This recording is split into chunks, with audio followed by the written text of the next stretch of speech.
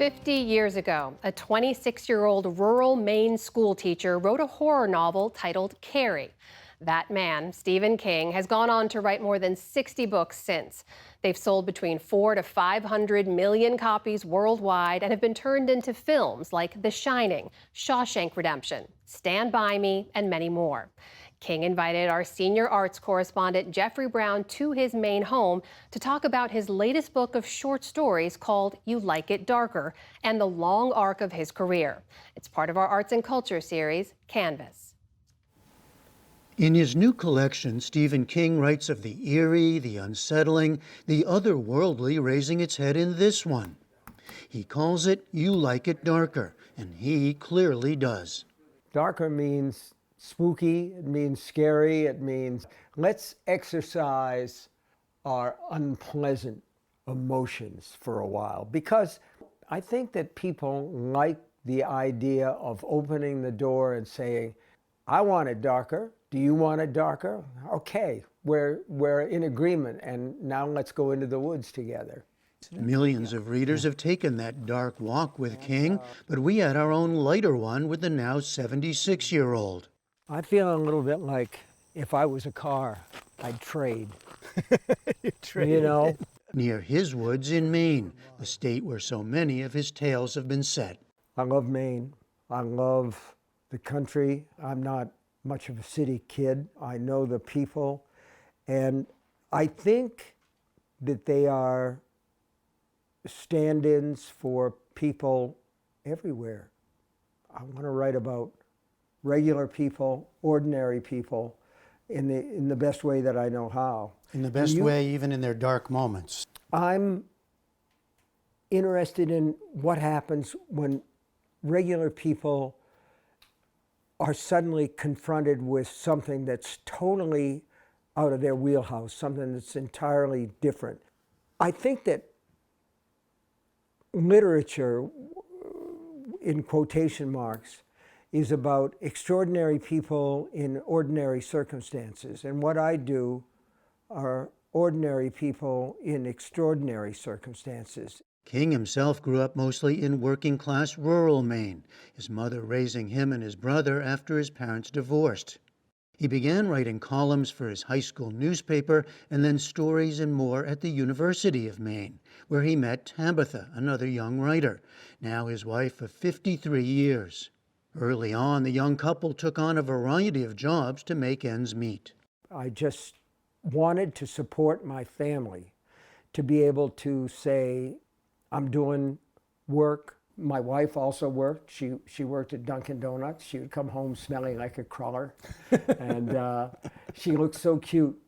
Carrie, the 1974 horror novel, and 2 years later, Brian De Palma-directed film changed everything, with Sissy Spacek as a shy, bullied high school girl with telekinetic powers. Unforgettable revenge ensues.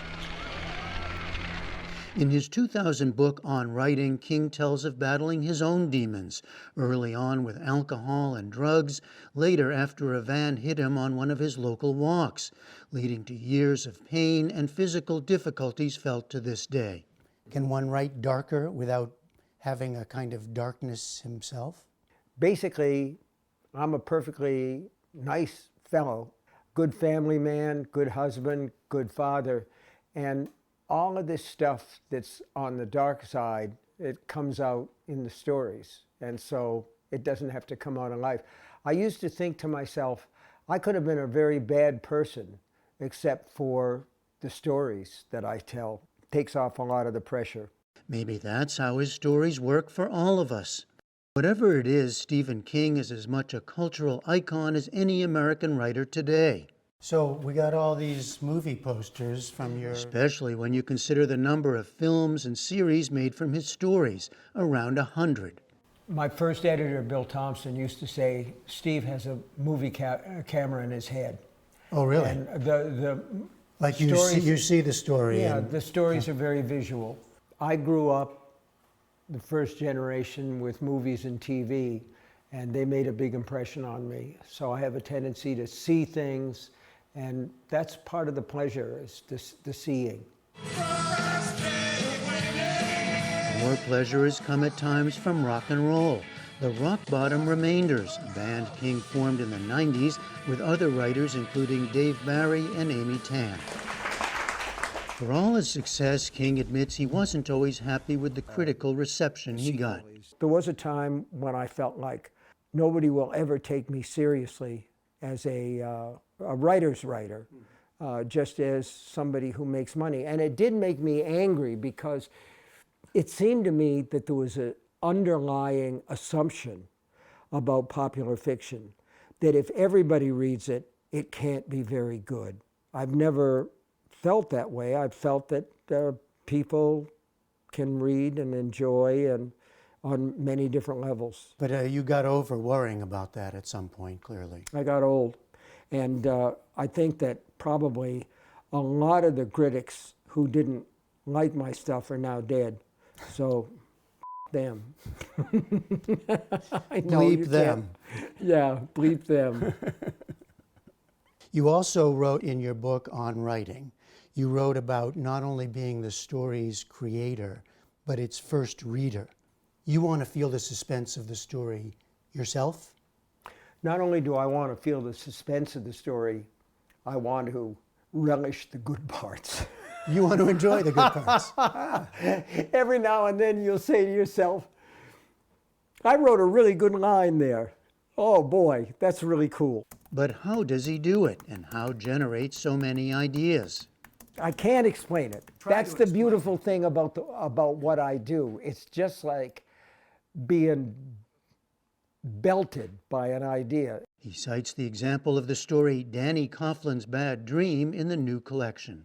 I was getting out of bed one day, and I thought to myself, what if an ordinary guy had a psychic vision in a dream about where a body was buried and actually went out there and found that body?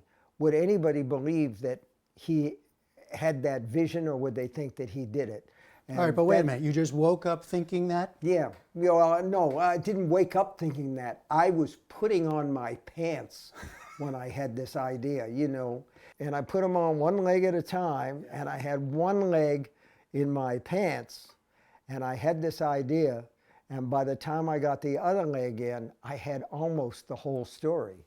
See, and who wouldn't want to do something like that? I mean, that's so trippy, but it is just the way that my mind works. Trippy, dark, and clearly having a hell of a writing life. I'm very fortunate to be able to do what I do. I love to tell stories, and in a way, I get paid for something that, in the words of the late John D. MacDonald, I would do for free. Okay, that's good. Coming soon in the Stephen King universe, several new film and TV adaptations of his work. From the darker side in Western Maine, I'm Jeffrey Brown for the PBS NewsHour. And online, we have more from Stephen King, including what he watches and reads when he's not writing. That's on our YouTube channel.